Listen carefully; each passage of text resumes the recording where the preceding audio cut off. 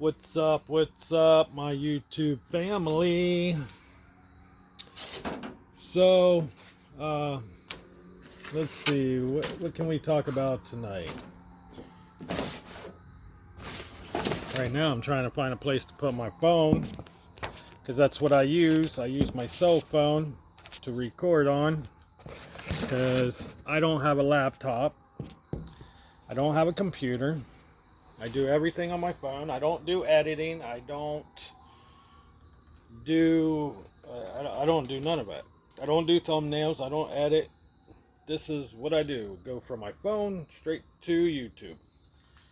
But there is a couple things I would like to talk about tonight. I'm going to start some heat because it is starting to get cold out. So I'm going to turn on this heater for right now. So just give me a second so I can get the heat started here.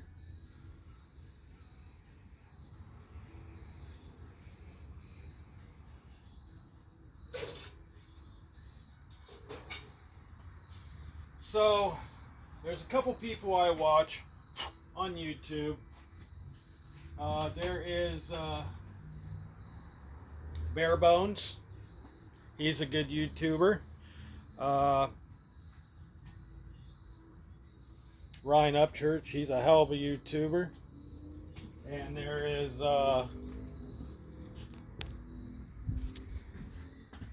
one more YouTuber that I watch, Bare Bones and Progressive. I watch both of them all the time. As soon as they upload a video or when they are on a live feed, a panel or whatever, I follow Progressive a lot. I follow Bare Bones a lot while I'm at work. I put my headphones in and I will just listen to what they say. And sometimes when I get a free moment, I will run over and leave a comment or whatever. But these guys I look up to. Ryan Upchurch, I look up to him a lot. Bare Bones, I look up to him. Progressive, I look up to him a lot too. Ryan Upchurch and Progressive, I both look at them. I look up to them. For one, Ryan Upchurch, he came from the bottom and worked his way to the top. And that's what I did. I worked hard, just like Ryan Upchurch did. He was when he was a kid, it sounded like his parents was struggling, but always kept food on the table and kept a roof over his head. And that's what my mom did. She kept food on the table and always kept electric on, gas on, roof over our head, but we never really had the money to go out buy a brand new car, or she never really had the money to, go out and buy us Nikes or Jordans or anything like that. To this day, I still never owned a pair of Jordan tennis shoes. The way I was raised, just like Ryan Upchurch, when you get to a certain age, he did drywall. He was a drywaller, and he helped build houses, and I think he raised animals and stuff like that. His area was farmland, so he was always, work hard, play harder. That's his motto. And I'm the same way. I was raised a way where we didn't have a lot of money, and then the older I got, I worked hard to get where I'm at. I got a house. I got a homemade garage that I did on my own from learning from different people. And then the older I got into different stuff. So with me and Ryan's background, we are a similar.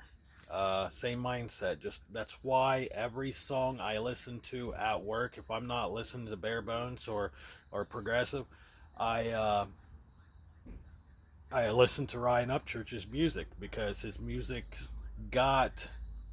his certain songs have certain things that can relate to my life. And that's why I look up to Ryan Upchurch so much. You know, everybody talks crap about him. And, you know, he is famous. He's YouTube famous. His songs made him famous. And so he gets a lot of people talking down at him. And that, you're always going to have haters. And just like he made a comment on one of my videos one night, saying, because I was talking about Psychobabble, and he made a comment saying that Psychobabble dude, you know, he don't know what our lifestyle is. He's never walked a mile in our shoes, just like he never walked a mile in Ryan Upchurch's shoes. You got, you know, the way I look at it, I got so many people hating on me because of the shit I did in my life. They never once walked in my shoes. They don't know how I am. They don't know how I grew up. You know, there's been, like, for an example, I made a video a while back, and my ex-wife got on there. It was like, oh, I'm the ex-wife, and da-da-da-da-da-da-da. And it made me mad.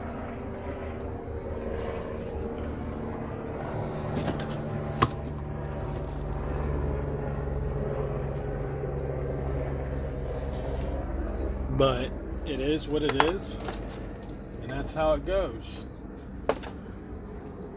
And it upsets me that people like that still to this day tries to control me. If she's not happy, she tries to control me, and she tries to push people out of my life. But like I always say, people never walked a mile in my shoes, just like Ryan Upchurch. Nobody has walked a mile in his shoes, so nobody knows what he goes through on a daily basis. And that's why he puts his songs out, because he talks what he does on a daily basis in his songs. If you listen to his songs very carefully, he is pretty much talking. In some of his songs, he's talking to his fans. He really does. He talks to his fans. Now, moving on to Bare Bones, you know, Bare Bones, he's got good content. I love his content. He talks about certain things, and he gets to the point, and that's what I like to try to do in my videos. So I look up to Bare Bones. He talks about a lot of things. He just don't talk about one topic. He talks about multiple things. Progressive, I look up to him a lot, just like I look up to Ryan a lot. It's because Progressive, he's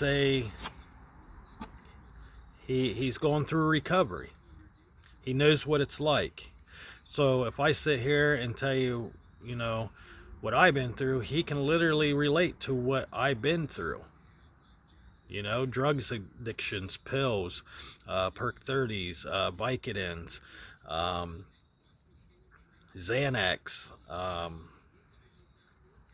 meth, heroin,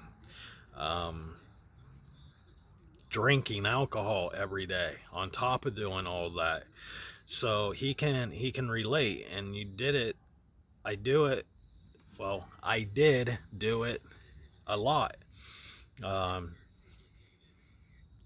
Let's see, I went through my divorce in 2010, 2011. I went through my divorce, and after my divorce, I got into a lot of drugs. Doing the pills, doing Perks 30s. I was doing Vicodin. I was drinking every night.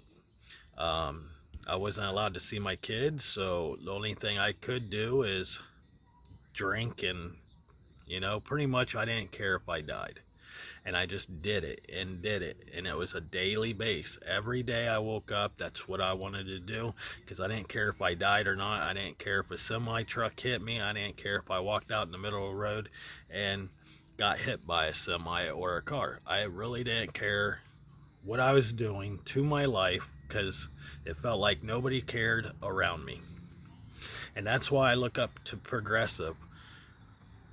And he talks about recovery, and me and him, when he just did a live the other night. I think it was Thursday or Wednesday night. He was doing a live, and I had my headphones in at work, and I was listening to him. And he was talking about, doing pills. And I was like, holy shit, I know exactly what he felt like. I know exactly what he's talking about. And that's why I look up to these guys, is because it's not, I look up to them just for shits and giggles. They literally had something happen to them in their life, and it can relate to my life. And I always tell this to people. I tell everybody this. You do not know what someone's going through because you never walked in their shoes. You never put their shoes on and took a walk. And I can tell you right now, if you put my shoes on and take a walk, it will scare the shit out of you. It will literally scare the shit out of you. The things I have been through from the age of 5 clear up until my late 30s. This is why I live paycheck by paycheck, because I was a late bloomer. I started getting my shit together at the age of 38, 39. And here I am getting ready to turn 41. If I would have just done what I supposed to done when I was 18, I would have already had a new house. I would have had new cars. I would have plenty of money saved up. I wouldn't have to use my phone for a YouTube channel. I could have bought a laptop. I could, buy all the equipment I needed to do my channel correctly. And then I come to find out you don't need all that. You don't need high dollar video cameras. You don't need high dollar GoPros. You don't need a high dollar laptop. All what you need is your cell phone. And jump out of your comfort zone. If you can jump out of your comfort zone, that's a plus. But if you have something to talk about, like I do, my addiction, my recovery, my addiction just didn't hurt me. It hurt the people around me. It hurt my kids, because I didn't want to take the time to see my kids. I just wanted to party all the time, because I didn't party when I was 18. I might have drank here and there and smoked some weed here and there, but I didn't go to the bars when I turned 21.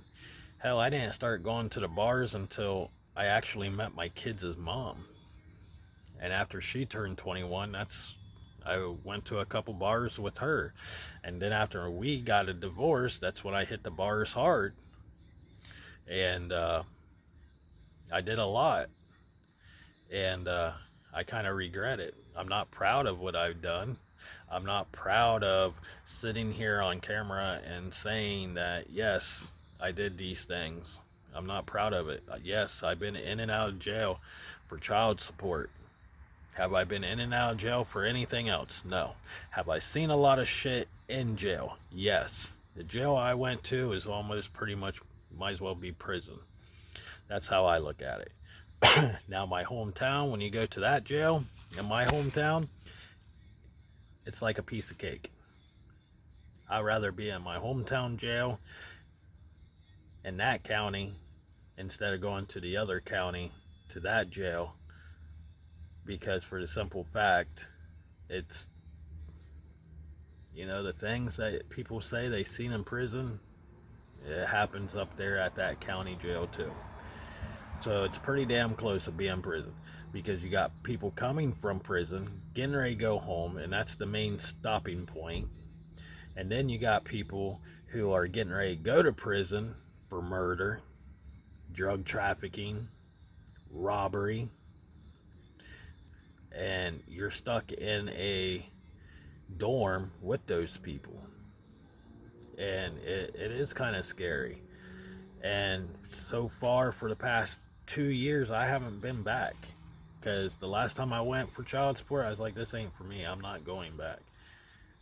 And that was like my 3rd or 4th time being in jail for child support. And I finally opened my eyes and said, enough is enough. I need to quit bouncing from job to job, quit working only when I need to work, and take care of my responsibilities for my kids so they can grow up to have a decent father. Well, my first time ever getting arrested was for a domestic. It got dropped down to a disorderly conduct because I beat the case in a situation that was not true. That was against me. It was not true. So I ended up beating the case. I was looking at 10 years in prison because of the charges I was getting. And the only thing I can say, she just wanted me out of the house. That's all what she had to say, is get the fuck out, and I could have moved in with my parents. But no. In the state of Ohio, if a person goes psycho and beats the shit out of you, that person who is getting the shit kicked out of them is pretty much an aggressor. They're the one that instigated this situation, even though you didn't. But the police will say you did. For one, they know the suspect. In my offense, she knew the cop. She worked at a hospital. He was a security guard there. He became a cop. She knew him. So there was some kind of, even though I had the marks on me, she sat there and told them that she went through my cell phone, even though she told me to get a hold of my other child's mom so I can start seeing her every other weekend, because I was paying child support on that child. Even though my ex-wife said, hey, you need to get a hold of your baby mama so you can see your kid. If you're paying child support, you need to see your kid. Okay, so I got a hold of her. I ended up getting a new phone. I ended up getting a new cell phone. She went through my old phone and seen there was a text message wanting to meet up with my other kid's mom. So biggie. It wasn't a kind of meet up, oh, I'm going to cheat and da-da-da-da. She was the one that was cheating. She had a conscience of, oh my God, he's going to cheat on me or whatever. I don't know what the hell was going through her head, but she thought I was going to cheat on her, and I never cheated on a woman. So I ended up getting charged for a domestic violence, even though it got dropped down to disorderly conduct. You can look up my records. It got dropped. So I never went to prison, but I went to jail for child support. So, and I will get into more detail about what happened in that situation. And I got papers to prove it. I can go in the house right now and grab my whole tote of court papers and court dockets to prove that I was telling the truth. In the police report. I still have the police report till this day. But with that being said, this is why I look up to Bare Bones, Ryan Upchurch, and Progressive. Because nobody's ever walked a mile in my shoes. But when people have a story similar to yours, you know that they have walked the same roads that you walked, if that makes sense. So with me walking down the road in the path I took of doing drugs, heroin, meth, perk 30s, Vicodin, these people have done the same thing. I don't know if they done the same drugs that I did, but I guarantee you they done pills. Everybody has some sorts of medication they took. So me and Progressive, we've walked down the same roads. We know when he's telling his story or he's talking on his live feeds or doing a video, I'm like, holy shit, I've done that shit. I know exactly what he's talking about. And I'm not the only one who probably looks at him that way. That's why I always say these guys make me a good YouTuber. I'm learning off of them how to become a better YouTuber.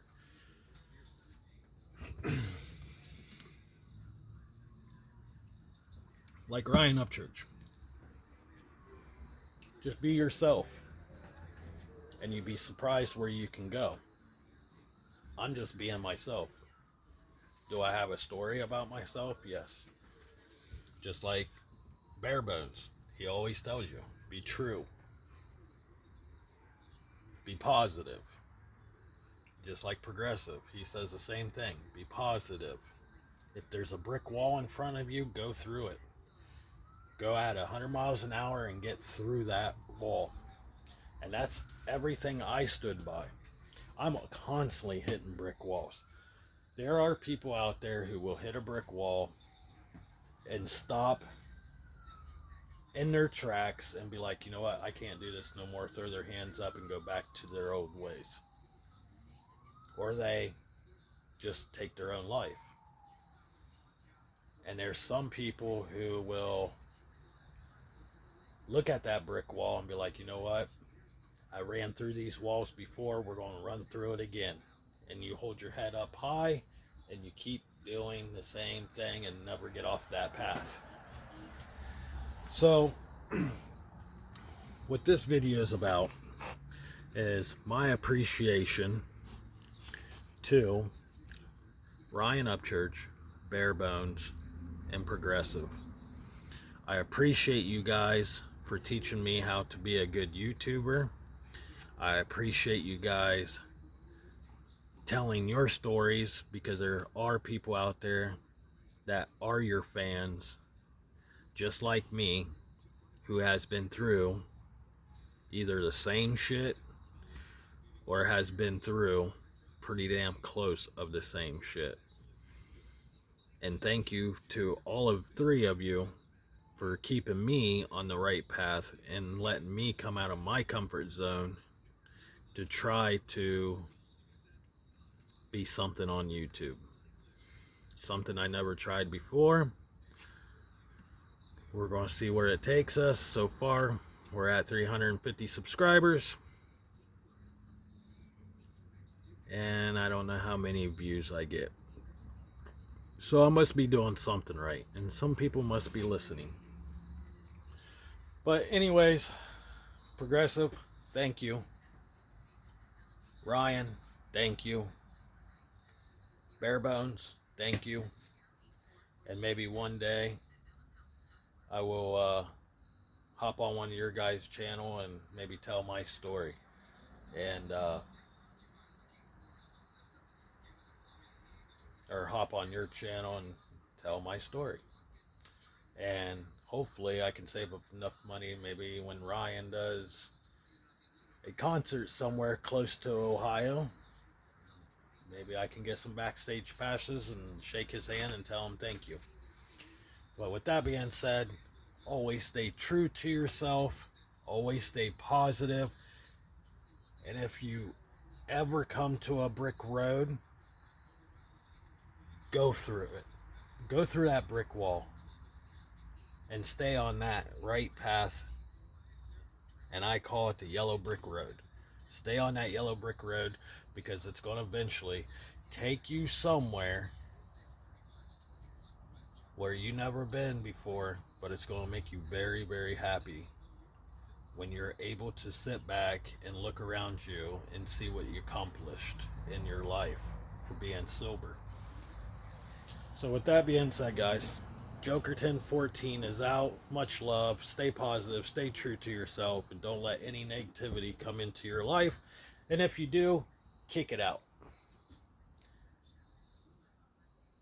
Much love.